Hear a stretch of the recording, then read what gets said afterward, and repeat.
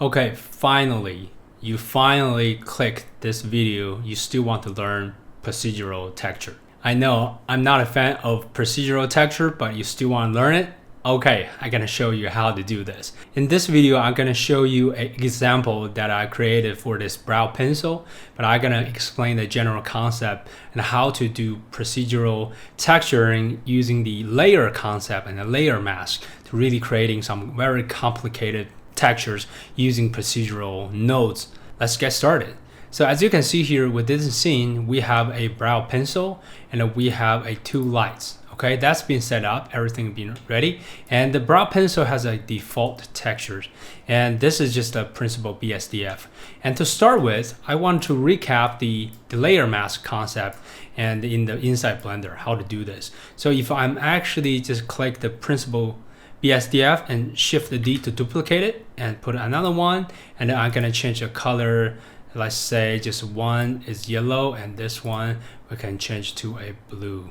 Okay, so that's just kind of like two different colors. And how the layer mask gonna work. So when I actually kind of want to mix these two together, I need to have a mix shader. So one way you can do that, you can do Shift A to search a mix shader. You can do that and then plug them in one by one. Or another way, you can just holding Control and Shift and right click and drag these two. You see a green line between them, and then release the mouse. So you will have a mix shader and having these two shader plug in. Right now, the color you see is not blue or not yellow. So if I'm holding Control Shift click, left click, and I can see, oh, this is the blue, this is the yellow. So when we mix them together to show the preview of the mix shader, something is mixed together using a 50 to 50 factors. So this is where we need to plug in a mask. Okay, so according to the mask can be anything in black and white. It can be a pattern, it can be a shape, it can be anything. So what we can do here, we can do two type of mask. One, we can just adding a texture. So in default settings in here, we can just do a noise texture. I can put in here, and this is a noise textures. So we can actually do that. So if I'm preview this, holding Control Shift click, you can see this is going to be something like this.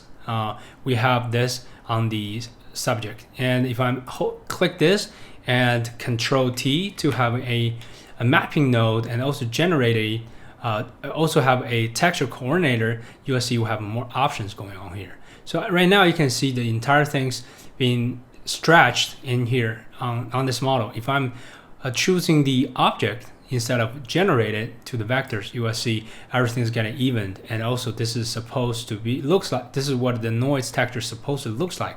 So we have this as an object. Okay, so we have something going on here. And this can be actually a mask because it has a black and white. Right now what we're seeing here, they're not very clear or contrast enough to really see the defined line. So what we can do here, we can just do some adjustment on details, and we can do some adjustment on the roughness. You can see we got something going on here, and we can even actually just adding a color ramp. So do Shift A to adding a color ramp. So remember, color ramp is working like a contrast adjustment layer. In here, you can just really kind of pump up the contrast. You can see the black is getting darker and white is getting wider if I'm pushing this side. So you will definitely see there's a black and white going on here. So now we are using the preview mode at this moment. So basically what you're seeing here is only seeing this entire group of color. Okay. The next thing I can do here, I'm going to plug this thing into the factor, which is making this entire thing as a mask. So watch what's going to happen. So plug in here and preview this. So now immediately you can see, oh, we got some blue and yellow in here, but the color is not really defined. So I'm actually going to push this one out to one side and yellow to be very saturated. You can see it's kind of like blending in certain ways. So you can see the dark part is black, the white part is yellow. After changing these two colors, you can see we can get anything more clear, and it still has some mixing going on, factors going on, so we can make it very contrast, so we still can see, so it's more defined in this way. Okay, so if I'm changing this color to red, you can see that's gonna look much better to see, oh, this is going to be a mask. So this is the general concept of having this type of stuff. Another way, if we don't use this kind of like a texture as a mask, we can just using some random, saying if I have a mask, right, stop here, from this line go up is one color, the bottom is another color. How can I do that through nodes? So there's a magic nodes I've been using all the time when I'm doing this type of work. So I'm doing it is a separate node. Okay, so we're gonna do that. Shift A to search separate, and we're looking for separate SYZ. Okay, or SYZ. So I'm putting it in here. So what's gonna happen in here is if we are going to have a another texture, is a gradient texture. Okay, Shift A to adding a gradient texture, and then if I'm clicking here, and I'm actually stopping right here, and if I'm holding Control Shift and click, now we have a gradient texture going on here from one side to the other. However, this is not what we want. We don't want from the right to left. We want it from the top to bottom. So this is what we need to do here. If I'm linking the mapping node vectors to this vectors, it can work in this way. However, right now it's setting object, which means it's not the way we want it to have. So if I'm changing this back to the generated, you can see there's something changed around here. But still, we don't have a whole lot of control over that. So how can I do that? This is where the separate XYZ coming to. So if I'm put this between, now if I'm making sure it's only separating everything and only have the Z axis to come out. So I'm just do that. So immediately you will see, oh, the gradient is only coming from one direction, which is the Z axis. So one side is black, the other side is white. So this is very nice to control. Next thing we can do here, we can use the mapping node to really control where's the gradient is gonna locate it on the Z axis. It's very precise. So what we can do here, we can holding the shift and just slowly dragging this. You can actually get this thing come up, and whatever you can do, you can actually just stop it right here.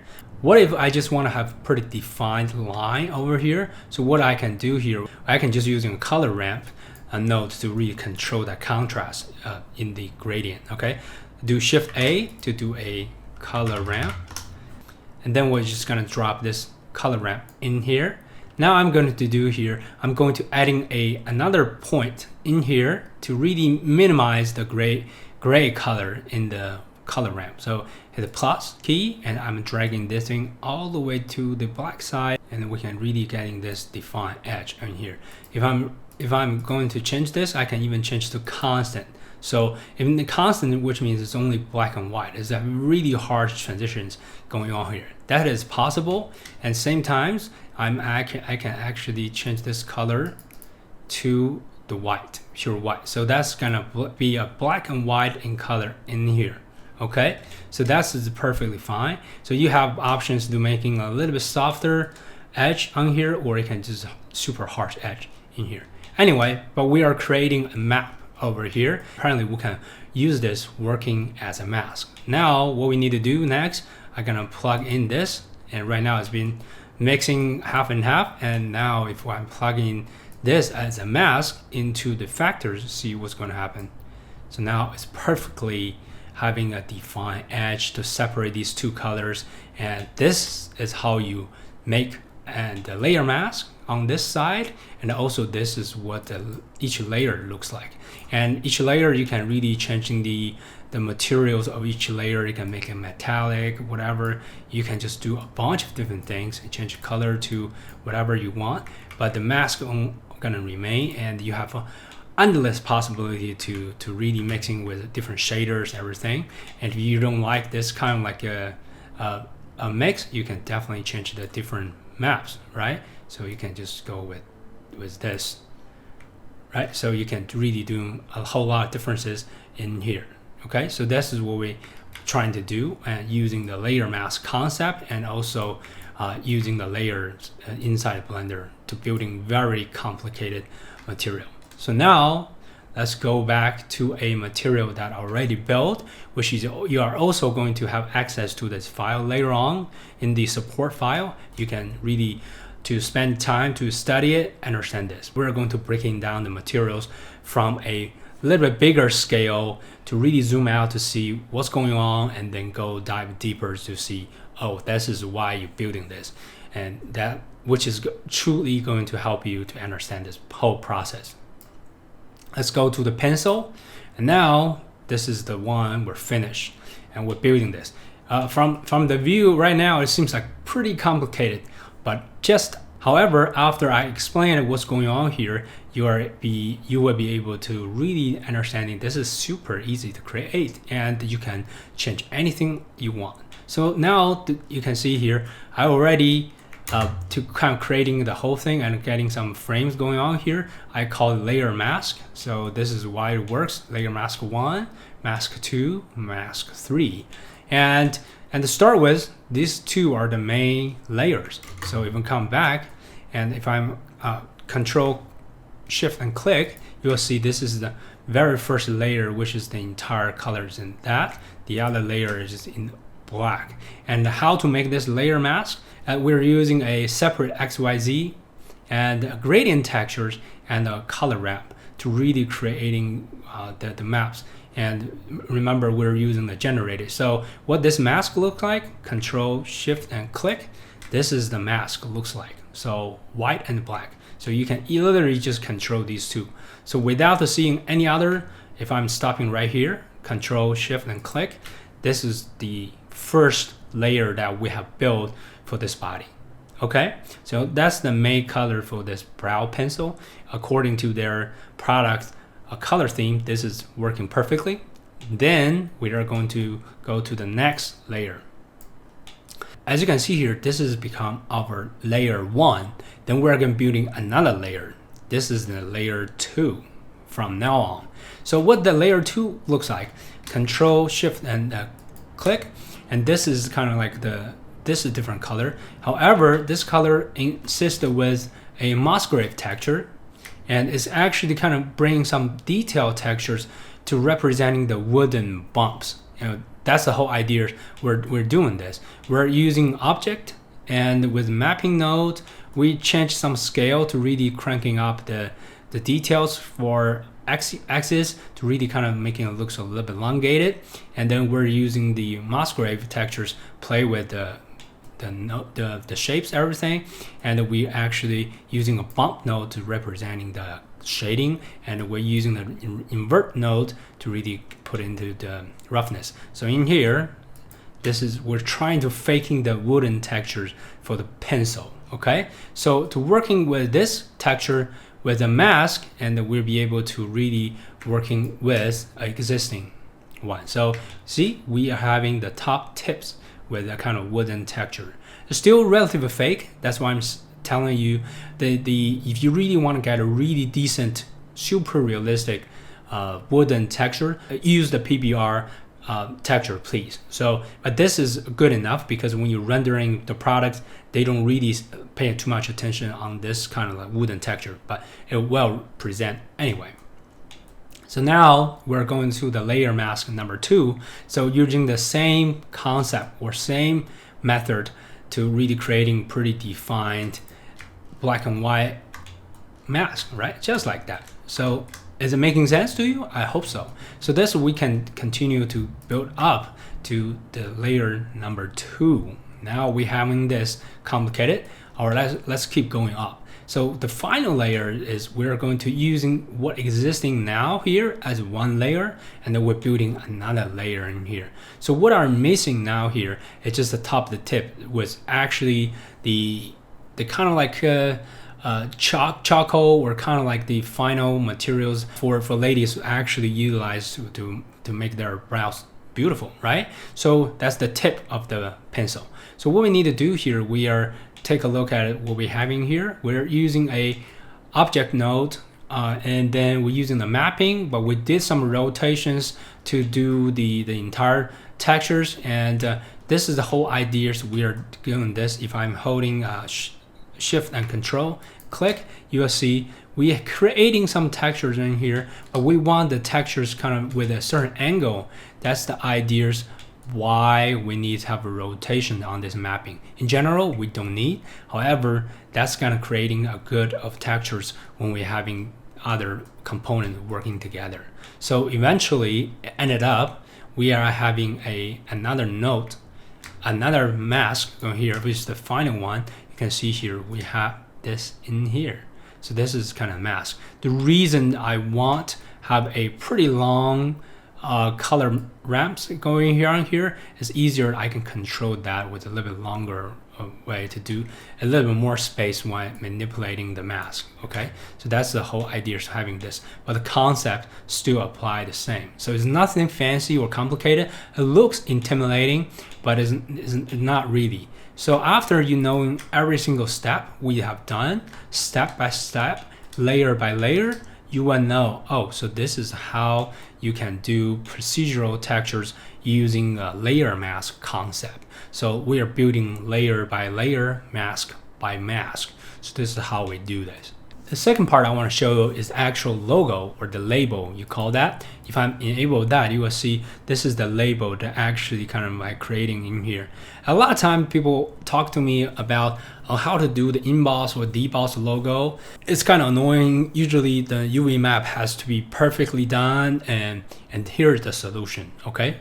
And if I click this label, you will see the texture is extremely simple. Okay, so basically what we're having here is an image texture, but it's in a PNG file, which means the image is going to look like this. So when you prepare your files inside of Photoshop or Illustrators, making sure they're in the PNG, so all the other part is transparent, and you only have this kind of pixels in here.